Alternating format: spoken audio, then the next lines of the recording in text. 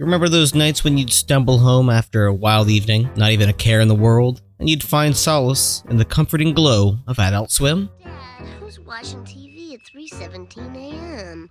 Alcoholics, the unemployable, angry loners. Well, today we're diving into the underrated gems that made those late-night adventures unforgettable. So grab your late-night burritos, sink into the beanbag chair you have placed in front of your computer, and let's talk about some Adult Swim classics that might have slipped under the radar for you. I hope you can see this because I'm doing it as hard as I can. All for Adult Swim. All kids out.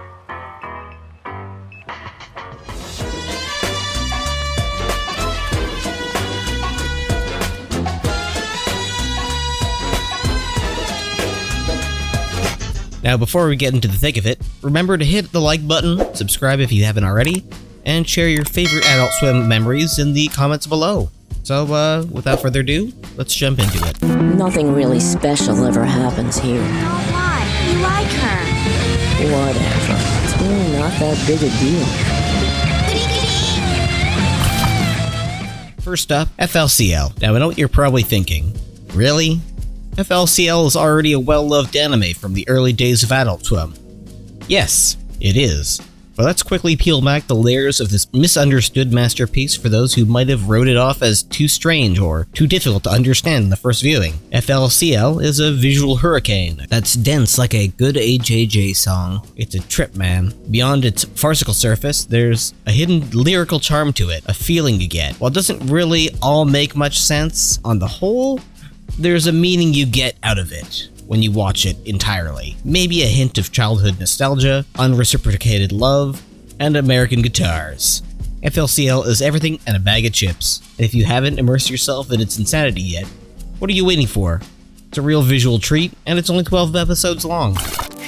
Watch this painfully joyous new episode of Moral Oral tonight at 12:15 on Adult Swim. What? The best way to describe Moral Oral is to call it an ex-Christian's fever dream of acting out their religious guilt with puppets. Even that description doesn't really do the show enough justice. Most episodes start with some form of Christian lesson being taught to Oral.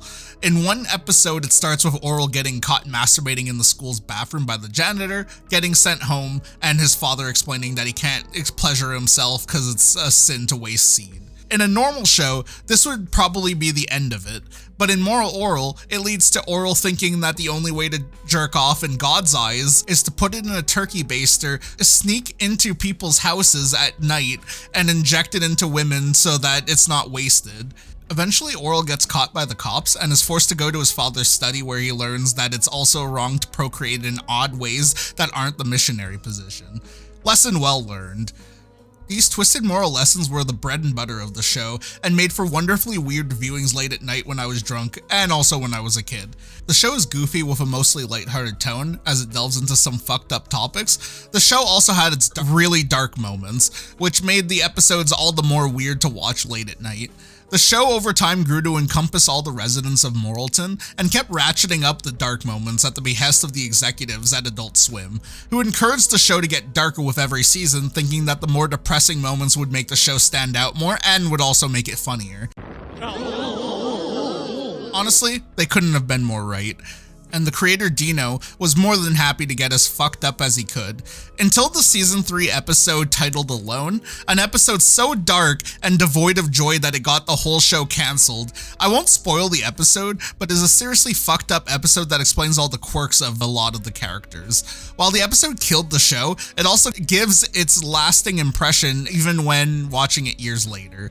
To this day, it's both amazing that we got this show at all, and what made it great also is what got it taken away from us. In my opinion, the 3 seasons we did get are worth it alone for how strange the show got. This pupil of the universe is as good as any. Cool. Check this out.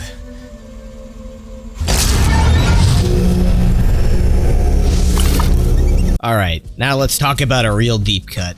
Xavier, Renegade Angel. In a world of TikTok trends and Gmod videos, it's baffling this series hasn't birthed massive memes. Watching Xavier Renegade Angel is like taking a journey through the mind of an insanely high Gmodder animator, 10 Benadryl deep. It defies explanation, but hey, bless this show. One moment Xavier is pondering deep philosophical questions in a desert, the next he's off to this show's version of Burning Man with a dog-sized sperm. It falls into the category of things stoners watch while incredibly high at night, and the less I say about it, the better. Just experience it for yourself, you won't regret it. At least if you yourself aren't high on Benadryl. And you know what, maybe you might get your kicks off it if you're on Benadryl. It's quite the trip. Alright fuckers, I'm back for another one. This time we're talking about Venture Bros. To quote a video essay I watched a few days ago, whatever you think of the Teletubbies, there's no denying the impact they had on the visual media. It all started at the beginning.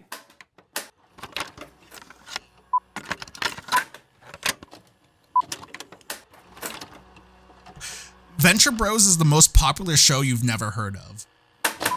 Beginning its 19-year run in 2004, the series spanned only 7 seasons and a movie that wrapped it up after getting abruptly cancelled. This show, created by Jackson Public and Doc Hammer, is the series equivalent of Let Him Cook. What starts as a show about the adult life of a traumatized boy adventurer in the same vein as Johnny Quest, who lives in the shadow of his father's greatness, Venture Bros grows to encompass tons of creative characters that are both original and spoofs of various comic, movie, and TV characters. The world grows into something that is so uniquely insane that it has to be seen in order to fully understand how beautiful it is.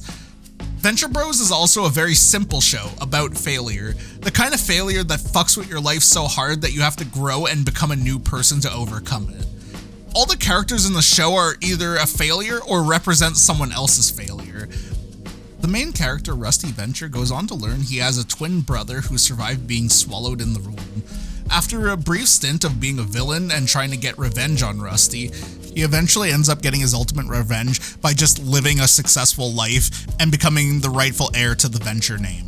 Over its 7 seasons, these characters continually succeed and fail at their goals, but no matter what, they are always growing. If you enjoy the world building of shows like Breaking Bad or Adventure Time, Venture Bros will charm you like no other show on TV. I'll always be disappointed the show got taken out behind the barn and put down so suddenly, but in a way, there's no more a fitting ending to a show that grew as big as it did.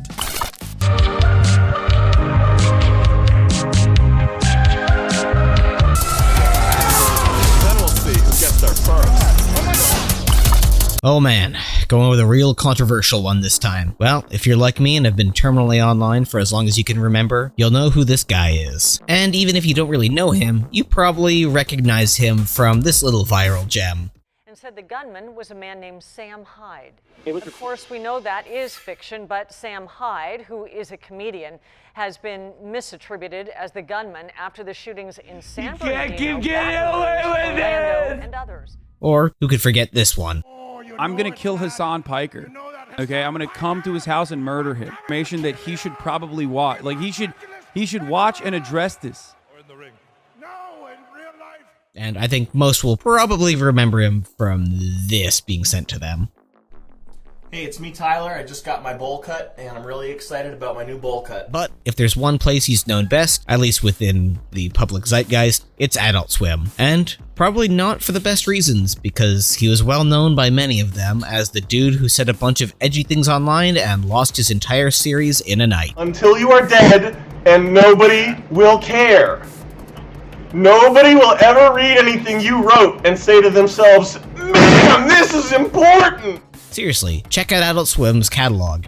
It's been completely scrubbed. Honestly, a shame. Because if you ignore Sam Hyde's unhinged online comments, there was some genuinely brilliant stuff on World Peace. A lot of it was due to Charles and Nick. But hey, Sam also had some great moments too. While perhaps not the best show to air on Adult Swim, this show hit a spot for a lot of us at the time. Like $1 Million Extreme skits and William Street videos, World Peace went for the jugular with its subversive and transgressively edgy sense of humor. After rewatching it on the Internet Archive, by the way, the link is below in the description, assuming it's still there, you realize a lot of what gave the show some punch was the fact that in spite of its edginess, it was often trying to say something about our society. What exactly? I sometimes have absolutely no idea. But like FLCL, the show really went out of its way to push the envelope of what you could get away with on television. That said, it's a shame that Sam had to blow the mainstream appeal they could have had on TV. Perhaps that was for the best. as a lot of their humor was definitely something that was better left on the internet, but to the surprise of many of Sam Hyde's fans and myself, they've actually funded their own season, with all the original crew back, and after some, let's say, wild drama in the background, it actually got going. The show is definitely worth rewatching, or just watching for the first time if you want something that truly goes against the grain and taps into an edgier side of the internet. Say what you will about Sam Hyde, but the man knows how to entertain. This position on early adolescent bullying really be the key to saving lives across the country? I sat down with the vice principal to find out. Go. Last but not least, Unicorn Eternal. Now this one might not be on everyone's radar, but it's got that Gendy Tartakovsky touch. Stepping outside of his comfort zone, Unicorn Eternal offers a breath of fresh air, with an art style reminiscent of Betty Boop and perhaps even Popeye, with a storytelling somewhat reminiscent of Samurai Jack, with a diverse cast including werewolves, elves, eldritch beings, and Merlin, because of course, it's got it all. It might not have had an incredibly standout final episode, but it brought something different to the table.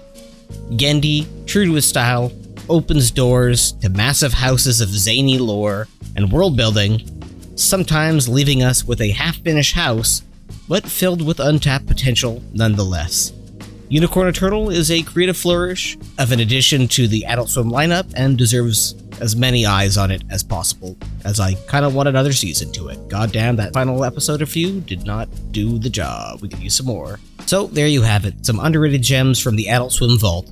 If you enjoyed this trip down memory lane, don't forget to hit that like button, subscribe for more deep dives, and let me know what your thoughts are in the comments. Until the next time, stay weird, and I'll catch you in the flip-flop. Peace.